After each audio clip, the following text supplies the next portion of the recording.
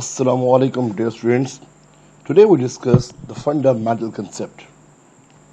So here's the topic, which is atomic mass, empirical formula, molecular formula, the concept of moles, the conversions, Avogadro number, stoichiometric calculations, assumptions, limiting reactant and the yield.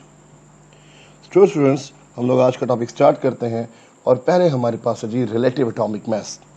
Very simple definition, you are already studied in 9th class, कि mass of an atom of an element as compared to the mass of an atom of carbon taken as 12. हम लोग carbon 12 जो कि carbon का एक isotope है, जो कि स्टेबल आइसोटॉप है, किसी भी एलिमेंट के मास, एटम के मास को कंपेयर करेंगे उसके साथ. अब क्वेश्चन ये है कि हम लोग कार्बन 12 के साथ ही कंपेयर क्यों करते हैं. स्टूडेंट कीप इन माइंड, जो कार्बन 12 है वो हमारे पास एक फंडामेंटल यूनिट इसलिए लिया जाता है क्योंकि ये स्टेबल है, ठीक है स्टूडेंट, और अबंडेंट है. इस वजह से the term atomic mass is preferred over atomic weight because mass is more fundamental unit than weight. तो बेसिकली हम लोग वेट की जगह पे वर्ड मास को प्रेफर करते हैं लिखने के लिए. The mass of an element is very small, it can not be weight by any non physical balance. And you know about that, हमारे पास अभी तक कोई ऐसा फिजिकल बैलेंस मशीन नहीं जिससे हम लोग एटम का वेट मेजर कर सके. हाँ, अलबत्ता स्केल मौजूद है जिसे हम लोग रिलेटिव एटॉमिक मास यूनिट के नाम से जानते हैं. Atomic mass is a relative term. It tells us how much heavier और lighter of an atom of the element is compare then carbon 12. तो हम लोग कार्बन 12 से कंपेयर करेंगे कि मैं कितना एलिमेंट हैवियर है, ये कितना एलिमेंट लाइटर है. तो अभी मैं आपसे बात करता कार्बन 12 को इसीलिए स्टैंडर्ड लिया गया क्योंकि स्टेबल है और होल नंबर है कंप्लीट. एटॉमिक मास एग्जिस्ट करता है इसका independently. Moving on student, like hydrogen है, इसका रिलेटिव एटॉमिक मास 1.008 है. क्लोरीन इज 35.453, हम लोग 35.5 ही लिखते हैं. ऑक्सीजन इज 15.9, हम लोग 16 लिखते हैं. Copper is 63.5 and etcetera. So student, एक बात आपने याद रखनी है, जो एक AMU है ये किसके बराबर है? 1.661 10⁻27. अगर आपसे पूछ ले ग्राम में तो 1.661 10⁻24 ग्राम, और अगर मिलीग्राम में पूछ ले तो 1.661 × 10⁻21 मिलीग्राम. आप इसकी एग्जांपल दे सकते हैं. अगर मैं H को O से कंपेयर करूं तो ऑक्सीजन 16 टाइम्स हैवियर है, तो इसका एटॉमिक मास, रिलेटिव एटॉमिक मास 16 रहेगा. यूनिट की बात करें तो स्टूडेंट्स का यूनिट क्या रहेगा? AMU. अब स्टूडेंट जरा गौर कीजिएगा, यहाँ से MCQ क्या क्या पूछ सकते हैं. Atomic mass of an element having 98 neutrons, 128 atomic number. So student, आपने इसका आंसर देना है जी. इसका राइट आंसर क्या बन सकता है? वेरी गुड जी, इसका आंसर आपने बिल्कुल ठीक पहचाना है. इसका आंसर बन सकता है बीटा, विच इज 2 to 6 ग्राम. अब ये कैसे आया? अब आपने एटॉमिक नंबर गिवन है, नंबर ऑफ न्यूट्रॉन गिवन है, दोनों का आप जमा कर लेंगे तो आपको आंसर निकल आएगा. स्टूडेंट 1 AMU रिप्रेजेंट, 1 AMU का मतलब है किसके बराबर होता है? हमने भी पढ़ा 1/12 mass of carbon 12. Student next topic की तरफ चलते हैं, which is relative molecular mass. वही टर्म है लेकिन अभी मॉलिक्यूल के लिए. The relative molecular mass of a compound is the mass of one molecule of that substance. Relate किसे करेंगे स्टूडेंट? कार्बन 12 से. लाइक CO2 का मास क्या है? 44 AMU. अगर मैं क्लोरीन का मास कंपेयर कर 72, N2 is 28, NH3 17, alcohol ethanol is 46 and CO2 is 44. क्योंकि मॉलिक्यूल का हमारे पास मास है तो it's called relative molecular mass. एक सवाल स्टूडेंट आ रहा है, how many haemoglobin molecule is heavier than hydrogen atom. Very simple, hydrogen 1 है तो हेमोग्लोबिन 68,000 टाइम्स हैवियर है. किताब की लाइन है स्टूडेंट ये. फिर आपसे पूछा गया है given the following relative atomic मास. आपने कैल्शियम कार्बोनेट का रिलेटिव एटॉमिक मास बताना है. Very simple, calcium is 40, carbon is 12 and the O is 3 times which mean 16. इसको सॉल्व कीजिएगा student, it become 100. The answer is alpha here. Student next topic हमारे पास है वो है रिलेटिव आइसोटॉपिक मास. किसी भी आइसोटॉप का मास जिसे हम लोग किसे कंपेयर करेंगे? 1/12 मास ऑफ कार्बन 12 के साथ. तो क्या कहलाएगा स्टूडेंट? रिलेटिव आइसोटॉपिक मास कहलाएगा. स्टूडेंट एक और बात, रिलेटिव आइसोटॉपिक मास जो है इसे कैलकुलेट कैसे करेंगे? Average of the relative atomic mass of the different isotopes multiple with their natural abundance. आप किताब की एग्जाम्पल नंबर 1 अच्छे से देख सकते हो, जिसमें नियॉन 20, 21, 22 जिसकी परसेंटेज दी हुई है। आप मल्टीपल करोगे, डिवाइड करोगे इसको 100 से, you got the exact figure. What is the relative molecular mass, ये टर्म आयोनिक कंपाउंड के लिए यूज होगी। हम इसे भी कंपेयर कैसे करेंगे, कार्बन 12 से। फॉर एग्जाम्पल स्टूडेंट, जो NaCl है इसका मास हमारे पास क्या है, 58.5।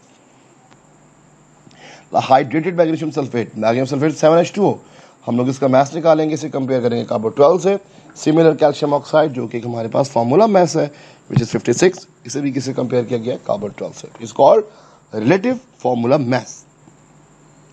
कुछ MCQ आ रहा है स्टूडेंट, जिस तरीके से 0.5 मोल ऑफ सल्फर, ये हम लोग आगे सॉल्व करेंगे, आपको मैथड शेयर करूंगा मैं आपसे।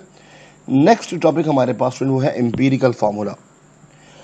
जैसा कि आप पढ़ चुके हैं, the chemical formula which shows the simplest whole number ratio, simplest whole number ratio को जो शो करेगा स्टूडेंट वो क्या कहलाएगा, इट्स कॉल्ड, जी student, it's called empirical formula. Like glucose का फॉर्मूला आप जानते हो विच इज C6H12O6, इसका एम्पिरिकल फॉर्मूला क्या रहेगा, CH2O, benzene is CH, water is H2O and sodium chloride is NaCl। Students जो फाइंड आउट कैसे करते हैं, इसके मैं कुछ आपसे ट्रिक शेयर कर लेता हूं, जो काम की बातें हमने याद रखनी है। कि सबसे पहले क्या निकाली स्टूडेंट हम लोगों ने, परसेंटेज कंपोजिशन। ऊपर आप मास ऑफ एलिमेंट लिखेंगे, मोलर मास से आप डिवाइड कर देंगे, मल्टीपल कर देंगे 100 से। अगर परसेंटेज गिवन है आपके पास तो फिर फाइंड करने की जरूरत नहीं है, तो फिर आप क्या निकालेंगे जी, सेकंड पॉइंट पे आ जाए, number of gram atom. Student number of gram atom को हम लोग मोल्स भी कहते हैं, आल्सो कॉल्ड मोल्स। और मोल्स निकालने का फॉर्मूला आप लोग जानते हो which is called mass over molar मास। इसी तरह से स्टूडेंट जो आपके पास स्टेप 3 है, इसमें हम क्या फाइंड करेंगे, एटॉमिक रेशियो। जो मोल्स की सबसे लीस्ट वैल्यू आएगी ना, कौन सी वैल्यू, जो सबसे स्मॉलेस्ट नंबर आएगा आपके पास, उसे आप सारे मोल से डिवाइड कर देंगे and you got the atomic ratio. Student atomic ratio लेने के बाद अगर तो आपका आंसर जो है वो फ्रैक्शन में आ रहा है, तो हमने उसको फ्रैक्शन लेस करना है। और फ्रैक्शन लेस कैसे करेंगे, किसी ऐसे होल नंबर से मल्टीपल कर देंगे एटॉमिक रेशियो को, कि वो पूरे का पूरा जो है वो फ्रैक्शन लेस हो जाए। स्टूडेंट नेक्स्ट पॉइंट पे आते हैं, and the next point is determination of organic compound bye combustion analysis. Student एक बात याद रखनी है आपने, कोई भी ऑर्गेनिक कंपाउंड अगर हमारे पास है, जब उसकी बर्निंग की जाएगी in the presence of O2 is a combustion of complete burning, we got CO2 और H2O। स्टूडेंट सबसे पहले हम लोग क्या करते हैं, हम लोग ऑर्गेनिक कंपाउंड का वेट ले लेंगे, उसे कंबस्टन ट्यूब में ऐड कर देंगे, O2 सप्लाई करेंगे, इसको कंबस्टन कराएंगे। स्टूडेंट आप जानते हो कि ऑर्गेनिक कंपाउंड में कार्बन है और हाइड्रोजन है, कार्बन कन्वर्ट होगा CO2 में और H कन्वर्ट होगा वाटर में। अब हमारे पास यहाँ पे 2 एब्जॉर्बर लगे हुए हैं, वाटर को एब्जॉर्ब कौन करेगा, मैग्नीशियम परक्लोरेट, और कार्बन डाइऑक्साइड को एब्जॉर्ब करेगा 50% KOH या 50% NaOH। You can see the diagram, हमारे पास यहाँ पे कोई भी ऑर्गेनिक कंपाउंड था, हमने इस ऑर्गेनिक कंपाउंड की कंबस्टन की, जी के student, we got water and carbon dioxide. यहाँ पे एब्जॉर्बर लगे हुए हैं, magnesium perchlorate and potassium hydroxide. Magnesium perchlorate absorb करेगा वाटर को एंड पोटाशियम हाइड्रोक्साइड एब्जॉर्ब करेगा CO2 को। स्टूडेंट यहाँ पे जो सवाल पूछा जा सकता है, जो वाटर एब्जॉर्ब हुआ है मैग्नीशियम परक्लोरेट के जरिए, is called a physical change. ये चेंज कौन सा स्टूडेंट, यहाँ पे चेंज है physical change. And the student ये जो CO2 KOH एब्जॉर्ब करेगा, यहां जो चेंज आएगा it's a chemical change. CO2 और KOH आपस में रिएक्ट करके पोटाशियम बाइकार्बोनेट, और पोटाशियम बाइकार्बोनेट फर्दर टूटकर पोटाशियम कार्बोनेट बनाएगा। इसी तरह स्टूडेंट हमारे पास नेक्स्ट टर्म है molecular formula. Student molecular formula हम लोग कैसे फाइंड आउट करेंगे, मॉलिक्यूलर फार्मूला फाइंड आउट करने के लिए हमें n को, नंबर को मल्टीपल करने का, एम्पिरिकल फार्मूला से मल्टीपल करेंगे। स्टूडेंट सारी कहानी इस नंबर की है। अब ये नंबर कैसे फाइंड आउट किया जाएगा, स्टूडेंट इस नंबर को फाइंड आउट करने के लिए हमें क्या क्या चाहिए, हमें सोच चाहिए मॉलिक्यूलर मास चाहिए, हमें मॉलिक्यूलर मास, जिसे हम लोग डिवाइड किसे करेंगे, एम्पिरिकल फार्मूला मास के साथ। After that we got the answer, हम लोग, हमारे पास n की वैल्यू मिल जाएगी, जो भी n की वैल्यू मिलेगी स्टूडेंट हम लोग को मल्टीपल करेंगे एम्पिरिकल फार्मूला से, और हमारे पास क्या निकल आएगा स्टूडेंट, मॉलिक्यूलर फार्मूला निकल आएगा हमारे पास। स्टूडेंट नेक्स्ट टॉपिक पे आते हैं, EMC को सारे मैं आपसे शेयर कर दूंगा। स्टूडेंट कंसेप्ट ऑफ मोल की तरफ चलते हैं, जो कि इस चैप्टर का इंतहाई इंपॉर्टेंट टॉपिक है। लेट्स सी स्टूडेंट, मोल हमारे पास क्या है, एटॉमिक मास किसी एलिमेंट का, किसी मॉलिक्यूल का मॉलिक्यूलर मास, किसी फार्मूला मास का मतलब आयनिक कंपाउंड का फार्मूला मास, किसी आयनिक स्पीशीज का आयोनिक मास, हम लोग अगर ग्राम में उसको रिप्रेजेंट कर दें इट्स कॉल्ड मोल। और स्टूडेंट किसी भी अमाउंट ऑफ सब्सटेंस को जो है ना हम लोग एवोगैड्रो नंबर कंटेन करें, हम लोग उसको भी मोल कह देते हैं। अब एवोगैड्रो नंबर को हम लोग Na से रिप्रेजेंट करेंगे विच इज 6.02 टू 10⁻23। एक आपसे इंटरेस्टिंग इन्फॉर्मेशन शेयर कर देता हूँ। वैसे ये इन्फॉर्मेशन है स्टूडेंट, हर साल ना एवोगैड्रो डे मनाया जाता है। 23 तारीख 10वां महीना 6:02 पर हर साल एवोगैड्रो डे सेलिब्रेट किया जाता है। स्टूडेंट हम लोग मोल्स को इंडिकेट करेंगे एन से, डोनेट करेंगे एन से, इसका एब्रीवेशन रहेगा MOL, और इस सिस्टम इंटरनेशनल जो है हमारे पास एक मेजरिंग क्वांटिटी है। कुछ एग्जांपल फोकस करते हैं स्टूडेंट। 1 मोल सोडियम हमारे पास है तो उसका मास 23 ग्राम है। 1 mole water which is molecule, the mass is 18 gram. 1 mole कोई ionic compound NaCl, mass is 58.5। 1 mole ionic species which is bicarbonate 61 gram. Mole find करने का सबसे सिंपलेस्ट फार्मूला क्या है? Very simple, N equals to mass over molar mass. Student अगर हमारे पास मास किसी element का है तो स्टूडेंट्स हम लोग उस एलिमेंट का मास लिख देंगे, उसके एलिमेंट का मोलर मास या एटॉमिक मास ले लेंगे। इसी तरह से मॉलिक्यूल के लिए, इसी तरह से आयंस के लिए। तो ग्राम एटम की अगर बात की जाए स्टूडेंट वेरी सिंपल, वही बातें बार बार रिपीट हो रही हैं। एटॉमिक मास हमारे पास किसी भी एलिमेंट का एटॉमिक मास जिसे ग्राम में रिप्रेजेंट करेंगे या ग्राम एटम कहेंगे हम लोग उसको, ठीक है स्टूडेंट। तो सिंपली हम लोग उसको मोल भी कह सकते हैं।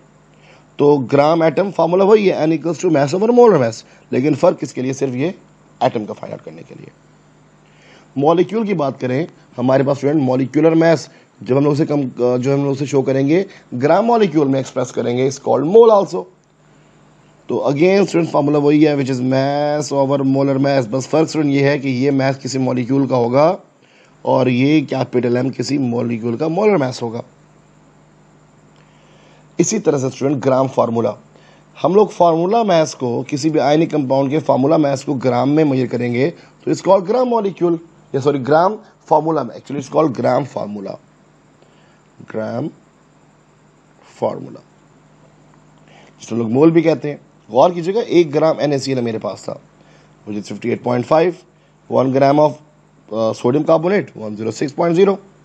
अगर हमने फाइंड आउट करना है तो simple N equals to capital M over M, मतलब M ओवर कैपिटल M। यहाँ पे जो आप मास लोगे वो किसी भी आयनिक कंपाउंड का मास ले लोगे और मोलर मास आयनिक कंपाउंड का ले लोगे। ग्रामाइन की बात करें तो आयनिक मास को, जो आपके पास आयनिक मास है किसी भी आयनिक स्पीशी का, उसे एक्सप्रेस करेंगे ग्राम में, इज कॉल्ड ग्राम आइन, या फिर 1 मोल ऑफ ग्राम आइन या 1 mole of ion. Student again formula same ही है, number of moles mass over molar mass, बस फर्क क्या है स्टूडेंट, यहाँ पे मास किसी आइन का होगा और मोलर मास भी उस आइन का होगा। स्टूडेंट जो नेक्स्ट पॉइंट हमारे पास है वो है Avogadro's number, the number of particle atom के, मॉलिक्यूल के, फार्मूला यूनिट के, और हम लोग इसे किससे रिप्रेजेंट करेंगे? एवोगैड्रो नंबर से। मोल ऑफ सब्सटेंस को एवोगैड्रो से रिप्रेजेंट करने का नाम एवोगैड्रोस नंबर हमारे पास है। आप नंबर जानते हैं 6.02 10⁻23। इसका सिंबल N ही है, N कैपिटल है और A सबस्क्रिप्ट में। स्टूडेंट्स का यूनिट रहेगा मोल इनवर्स, या आप ये भी कह सकते हैं द नंबर ऑफ एटम। ये टर्म दिमाग में बिठा ले, number of particle, number of atom हो सकते हैं, नंबर ऑफ मॉलिक्यूल हो सकते हैं, नंबर ऑफ फार्मूला यूनिट हो सकते हैं। तो उसे हम लोग एक्सप्रेस करेंगे किसमें? एवोगैड्रोस नंबर में। स्टूडेंट अगर आपके पास मोल्स हैं ऑलरेडी, अगर आपके पास मोल्स हैं और आप number of particles find out करना चाह रहे हैं, स्टूडेंट वेरी सिंपल, आप N को मल्टीपल किसे कर देंगे? एवोगैड्रो नंबर से। स्टूडेंट आपके पास क्या निकल आएंगे? नंबर ऑफ पार्टिकल्स निकल आएंगे। और अगर आपके पास नंबर ऑफ मोल्स नहीं है तो फिर स्टूडेंट आपको number of moles find out करने पड़ेंगे। अब नंबर ऑफ मोल्स कैसे निकालेंगे student? It is very simple, you know about that कि N equals to mass over molar mass. जरा गौर कीजिएगा, अगर आप किसी एटम के नंबर्स निकालना चाह रहे हैं, पार्टिकल्स निकालना चाह रहे हैं, तो आप उस एलिमेंट का मास और डिवाइड करेंगे एटॉमिक मास, मल्टीपल कर देंगे एवोगैड्रो नंबर से। अगर आप किसी मॉलिक्यूल के पार्टिकल्स फाइंड आउट करना चाह रहे हैं स्टूडेंट, या number of molecules find out करना चाह रहे हैं, तो mass of the compound divide with molecular mass and multiple Avogadro number. आप ये कह लें आपने सिर्फ फार्मूला में एक और एडिशन की, number of moles mass over molar mass and multiple with Avogadro number. अब चाहे वो कोई एटम हो, चाहे वो कोई मॉलिक्यूल हो, चाहे वो कोई आयन हो, चाहे वो कोई फार्मूला यूनिट हो, अगर आपसे पूछ ले number of atoms, number of molecules, number of gram formula, number of ions, या फिर स्टूडेंट आपसे पूछ ले, क्या स्टूडेंट पूछ ले आपसे बोला, नंबर ऑफ पार्टिकल्स। तो एज यू नो, कोई भी एक मोल आपके पास किसी मॉलिक्यूल का हो, किसी आयन का हो, इट्स अ एटम या एलिमेंट, किसी एलिमेंट का एक मोल हो स्टूडेंट, किसी मॉलिक्यूल का मोल हो स्टूडेंट, किसी आयनिक कंपाउंड का मॉलिक्यूल हो स्टूडेंट, या फिर किसी आपके पास आयनिक स्पीशीज का मोल हो, और हो वो एक, तो किसके बराबर रहेगा, एवोगैड्रो नंबर के। जिस तरीके से एक दर्जन में 12 अंडे होते हैं ना, उस तरीके से हमने याद रखना है एक मोल में 6.02 10⁻23 एवोगैड्रो नंबर होते हैं। अच्छा स्टूडेंट, कुछ हमारे पास रिलेशनशिप है। अगर हमारे पास अगर मैस है, हमने नंबर ऑफ मोल्स मालूम कर रहे हैं, तो क्या करेंगे स्टूडेंट, हम लोग मैस को डिवाइड कर देंगे मोलर मैस से, we got the number of moles. ठीक है स्टूडेंट, और अगर हम लोग नंबर ऑफ मोल से मैस निकालना चाह रहे हैं, तो हम लोग नंबर ऑफ मोल्स को मल्टीपल किसे कर देंगे, मोलर मैस से, तो स्टूडेंट क्या निकल आएगा, हमारे पास मैस निकल आएगा। इसी तरीके से अगर आप नंबर ऑफ मोल से नंबर ऑफ पार्टिकल निकालना चाह रहे हैं, तो स्टूडेंट आप किसे मल्टीपल कर देंगे, एवोगैड्रो नंबर से। और अगर स्टूडेंट आप नंबर ऑफ पार्टिकल से क्या निकालना चाह रहे हैं, मोल, तो आप डिवाइड किसे कर देंगे, एवोगैड्रो नंबर से। अगर स्टूडेंट आप नंबर ऑफ मोल से वॉल्यूम निकालना चाह रहे हैं, तो आप सिंपल डिवाइड किसे करेंगे स्टूडेंट, मल्टीपल किसे करेंगे, मोलर मास से, विच इज 22.414 एक मोल के लिए। और अगर आप वॉल्यूम ऑफ गैस से निकालना चाह रहे हैं नंबर ऑफ मोल्स, तो आप डिवाइड किसे कर देंगे, मोलर वॉल्यूम से। तो स्टूडेंट इतनी आसान कन्वर्जन है, आप इसको ना प्रैक्टिकली आपने इसको अप्लाई करना है अपने क्वेश्चंस के अंदर। नेक्स्ट स्टूडेंट लेके चलते हैं हम लोग टॉपिक को, विच इज द स्टीशियोमेट्री। डेफिनेशन में गौर कीजिएगा, एक इस तरह का quantitative relationship between reactant and products in a balance chemical equation. हमारे पास एक तरह का क्वांटिटेटिव रिलेशनशिप है। स्टूडेंट, स्टीशियोमेट्री एक्चुअली है क्या? स्टीशियोमेट्री में हमें किसी एक रिएक्टेंट की या प्रोडक्ट की अमाउंट दे दी जाएगी और हमें कहा जाएगा दूसरे रिएक्टेंट की अमाउंट फाइंड आउट करें। स्टूडेंट, यहां पे जो हम लोग क्वांटिटेटिव रिलेशनशिप देखेंगे ना स्टूडेंट, तो यहां पे क्वांटिटेटिव रिलेशनशिप 3 क्वांटिटीज के दरमियान में है, mass, volume and number of moles. इनका आपस में रिलेशन है, mass mass, mass volume, volume volume, volume number of moles, number of moles mass. तो स्टूडेंट इनका आपस में इंटरकनेक्टेड रिलेशन है। स्टूडेंट, हमारे पास लिमिटेशंस क्या है, हमें स्टीशियोमेट्री क्या नहीं बताता होता। स्टूडेंट, इक्वेशन में कभी भी आपको रेट ऑफ रिएक्शन के बारे में नहीं बताया जाएगा, रिएक्शन की नेसेसरी कंडीशन के बारे में नहीं बताया जाएगा, और रिएक्शन में चेंज क्या आया है उसके बारे में भी नहीं लिखा जाता। स्टूडेंट, अजम्पशंस क्या है हमारे पास, या अमाउंट्स क्या है। पहले हम लोग अजम्पशन की बात क्लियर कर लेते हैं। स्टूडेंट, जितने भी रिएक्टेंट हैं हमने एज्यूम करना है कि वो कन्वर्ट किस में हो चुके हैं, प्रोडक्ट में कन्वर्ट हो चुके हैं। कोई साइड रिएक्शन नहीं हो रहा, रिएक्शन हमेशा इरिवर्सिबल होगा, और student law of conservation and law of definite proportion ये मस्ट ओबे होंगे। स्टूडेंट, आपने गौर किया होगा, the amount of reactant and product in a balance chemical equation, ठीक है स्टूडेंट, इज कॉल्ड स्टीशियोमेट्रिक अमाउंट। शर्त क्या है, इक्वेशन का बैलेंस होना। हम लोग पहले इक्वेशन को बैलेंस करेंगे, फिर ही स्टीशियोमेट्रिक अमाउंट फाइंड आउट की जा सकती है। स्टूडेंट, मैं आपसे ना एक क्वेश्चन शेयर करना चाहूंगा यहाँ पे। लेट्स सी स्टूडेंट, ये व्हाइट बोर्ड जरा मैं ओपन कर रहा हूं। जैसे ही व्हाइट बोर्ड ओपन होता है तो हम लोग अपने क्वेश्चन की तरफ प्रमोट करते हैं। स्टूडेंट, लेट्स से मेरे पास यहां पर जी, let me write it, I have CH4 here, methane मेरे पास है स्टूडेंट। मैंने मीथेन को बर्न किया तो ये बनेगी स्टूडेंट CO2 और H2O। ये मुझे एक स्टीशियोमेट्रिक अमाउंट में सॉल्व करने जा रहा हूं। मुझे कहा जाता है कि मीथेन आपके पास है, आप मीथेन की बर्निंग करते हैं तो कार्बन डाइऑक्साइड और वाटर बनता है। और मुझसे यह अगर कहा जाए कि अगर इफ अगर मेरे पास 5 मोल हो मीथेन के, तो 5 मोल अगर किसकी हो, if 5 moles of methane, then find out number of moles of O2। मुझे ये कहा जा रहा है कि अगर आपके पास 5 मोल मीथेन के हों तो फिर O2 के कितने मोल निकलेंगे, कितने मोल यूज होंगे। स्टूडेंट पहला काम हम लोग क्या करेंगे, इस इक्वेशन को कर लेंगे balance. Let's see, we have 1 mole of carbon, 1 mole of methane. तो स्टूडेंट यहाँ पे हमारे पास कितने मिलेंगे जी, हमें यहाँ पे 2 मोल ऑफ वाटर मिलेगा। O को बैलेंस करते हैं जी, 2 या 2 4, यहाँ पे 2 आ जाएगी O। मतलब 1 मोल अगर मीथेन का था स्टूडेंट, 1 मोल मीथेन का था तो 1 मोल ही, सॉरी 2 मोल किसके थे, ऑक्सीजन के।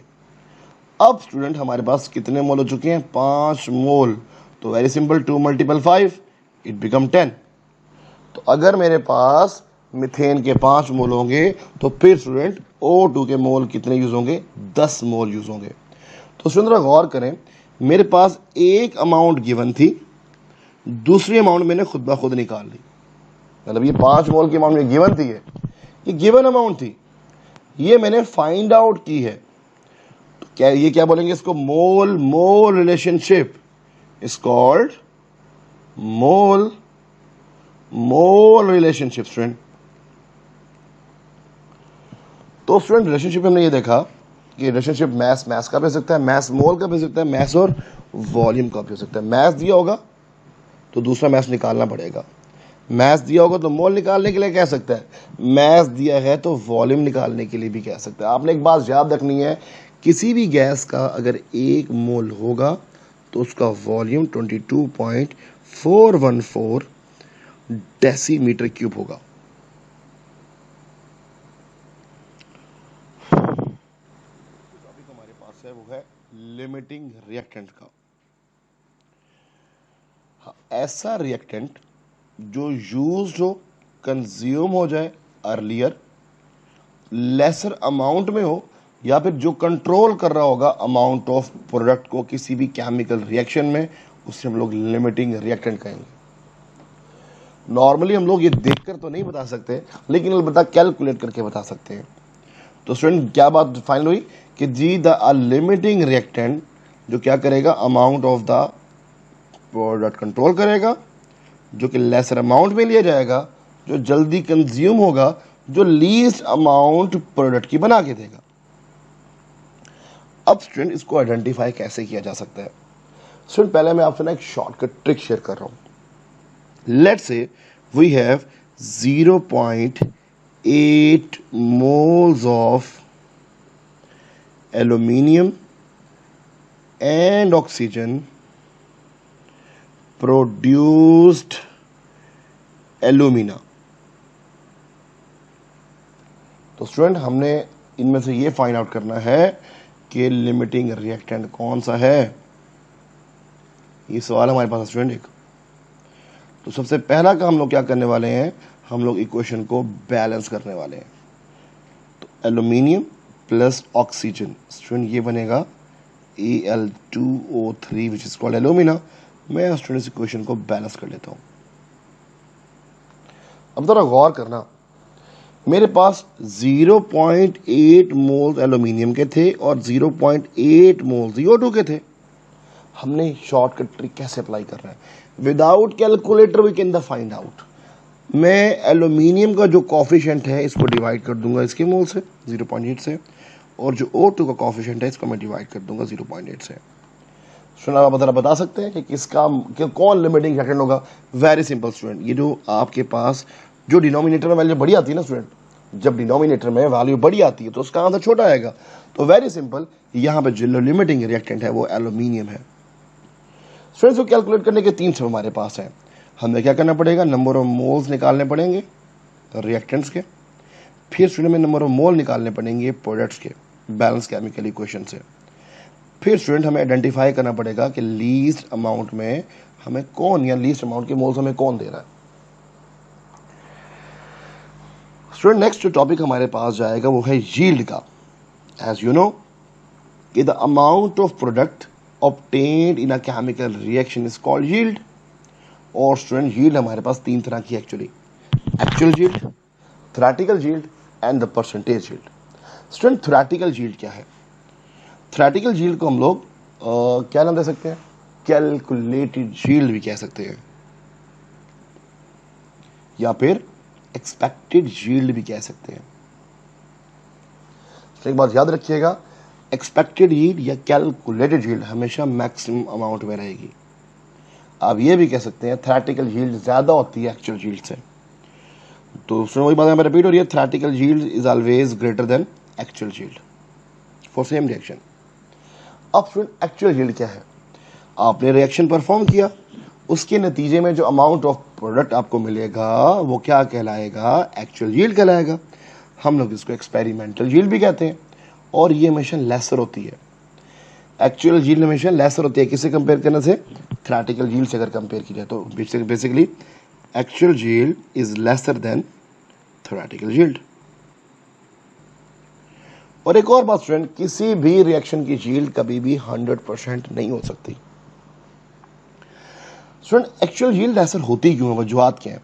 इसकी वजह हो सकती है साइड रिएक्शन, या फिर रिएक्शन का कंप्लीट ना होना, या बाय प्रोडक्ट का बना देना, रिवर्सिबल रिएक्शन का होना, इनकम्प्लीट रिएक्शन का होना, इनएक्सपीरियंस वर्कर का होना, या फिर मैकेनिकल लॉस होना। मैकेनिकल लॉस हमारे पास कुछ एक्सपेरिमेंट्स उनसे हो सकता है, लाइक सॉल्ट एक्सट्रैक्शन है, फिल्ट्रेशन है, डिस्टिलेशन है, क्रिस्टलाइजेशन है। स्टूडेंट परसेंटेज यील्ड कैसे निकालेंगे? एक्चुअली हम लोग एक्चुअल यील्ड को डिवाइड कर देंगे थ्योरेटिकल यील्ड से, A/T से मल्टीपल विद 100। तो स्टूडेंट इस फार्मूला की मदद से हम लोग क्या निकाल सकते हैं जी? हम लोग निकाल सकते हैं एक्चुअल यील्ड। स्टूडेंट एक और बात, the efficiency of reaction is determined by the help of percentage yield. जितनी रिएक्शन की एफिशिएंसी अच्छी होगी उतनी उसकी परसेंटेज यील्ड भी अच्छी होगी। तो greater the percentage yield, more amount of reactant will convert into product. मतलब जितनी आपके पास परसेंटेज यील्ड ज्यादा आ रही है, इसका मतलब है कि आपके रिएक्टेंट बड़ी तेजी से कन्वर्ट किसमें हो रहे हैं? प्रोडक्ट में कन्वर्ट हो रहे हैं। स्टूडेंट दोबारा से वही एक्चुअल यील्ड और थ्योरेटिकल यील्ड की हम लोग बात कर चुके हैं, मैं इन दोनों का फर्क आपको पहले ही बता चुका हूं। तो एक्चुअल यील्ड परफॉर्म करने के लिए आपको एक्सपेरिमेंट करना पड़ेगा, लेकिन थ्योरेटिकल के लिए आपको कोई एक्सपेरिमेंट नहीं करना पड़ेगा, बल्कि आप ये बैलेंस केमिकल इक्वेशन से क्लियर कर लोगे। स्टूडेंट आपसे कुछ और चीज शेयर करना चाह रहा हूं। स्टूडेंट मैं आपसे बात करूंगा लिमिटिंग रिएक्टेंट की कुछ कैलकुलेशंस की। स्टूडेंट गौर कीजिएगा एक क्वेश्चन पे।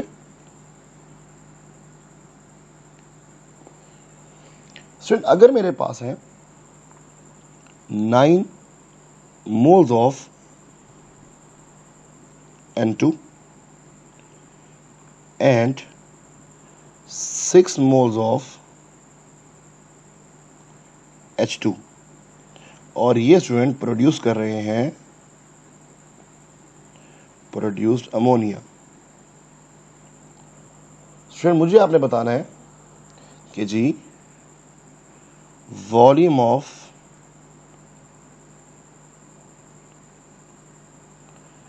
Access reactant left.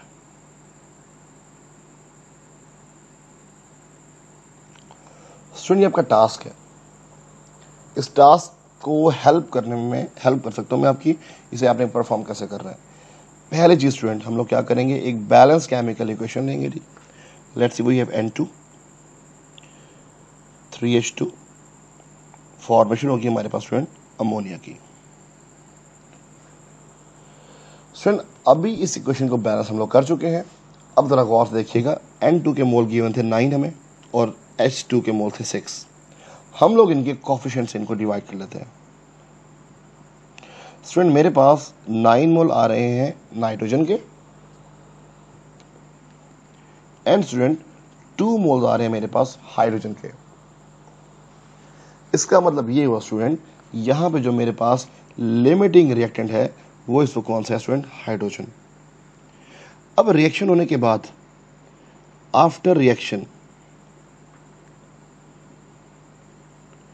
हम लोग दे रहे हैं लेफ्ट बिहाइंड मोल कितने बच चुके हैं स्टूडेंट? ये जो 2 है ना, ये जो हमारे पास लिमिटिंग था, ये मुकम्मल तौर पे खर्च हो जाएगा, यहाँ पे इसको मैं 2 लिख रहा हूँ, जो कि ये वाला 2 यहाँ पे आ चुका है।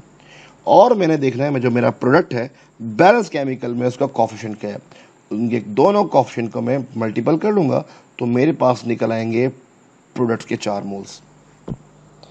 अब स्टूडेंट मैंने जो मेरे पास एक्सेसिव मोल थे वो थे नाइट्रोजन के, विच इज़ 9। मैंने इस 9 को या इस 2 को मैंने माइनस कर देना है इस 9 से, मतलब लिमिटिंग रिएक्टेंट के जो मोल्स थे उनको मैंने माइनस कर देना है एक्सेसिव रिएक्टेंट के साथ। और अगर तो कोई यहाँ पे कोफिशिएंट हुआ तो हम लोग उसको मल्टीपल भी कर देंगे। अब स्टूडेंट जो मेरे पास आंसर आएगा 9 - 2 which is 7 moles, 0 moles of nitrogen and 4 moles of ammonia. तो स्टूडेंट ये मेरे पास निकल आए अमोनिया के लिए मोल्स, ये निकल आए लिमिटिंग रिएक्टेंट के लिए मोल्स रिएक्शन होने के बाद, और ये निकल आए मेरे पास नाइट्रोजन के मोल्स। अब स्टूडेंट क्वेश्चन में ये था कि हमने फाइंड करना है volume of excessive reactant. Student very simple, हमारे पास इस वक्त एक्सेसिव रिएक्टेंट था नाइट्रोजन, जिसके 7 मोल हमारे पास मौजूद हैं। हमने 7 मोल्स का वॉल्यूम बताना है सिर्फ, तो हम लोग 7 को मल्टीपल कर लेंगे 22.414 डेसीमीटर क्यूब से। आफ्टर मल्टीपल विद 7 जो आंसर हमारे पास स्टूडेंट आएगा वही जो XYZ आंसर होगा वही हमारे पास वॉल्यूम होगा एक्सेसिव रिएक्टेंट का। इसी तरह से स्टूडेंट आपसे ये पूछ सकता था कि number of particles of excessive reactant, तो हमने सिंपल क्या करना था इसको 7 मल्टीपल विद एवोगैड्रो नंबर, तो हमारे पास नंबर ऑफ मॉलिक्यूल्स या नंबर ऑफ पार्टिकल्स निकल आते हैं। स्टूडेंट आपसे ये भी पूछ सकता था कि जी आप ये बताएं कि what is the mass of excessive reactant. तो स्टूडेंट हम लोग मास फाइंड आउट करने के लिए क्या करेंगे, सिंपल नंबर ऑफ मोल्स को मल्टीपल कर देंगे मोलर मास से। स्टूडेंट जो नंबर ऑफ मोल्स हमारे पास हैं वो थे 7 और जो मोलर मास N2 का वो है 28। जो भी इसका आंसर आएगा स्टूडेंट वो होगा mass of excessive reactant. Student आज की टॉपिक में इतना ही है। इंशाल्लाह ताला आपके कमेंट्स में अगर जो बात आपको क्लियर ना हो आप कमेंट्स में पूछ सकते हैं और आपका टेस्ट LMS पे आज आपको मिल जाएगा। बहुत शुक्रिया स्टूडेंट, अपनी दुआ में मुझे याद रखिएगा। अल्लाह हाफिज़।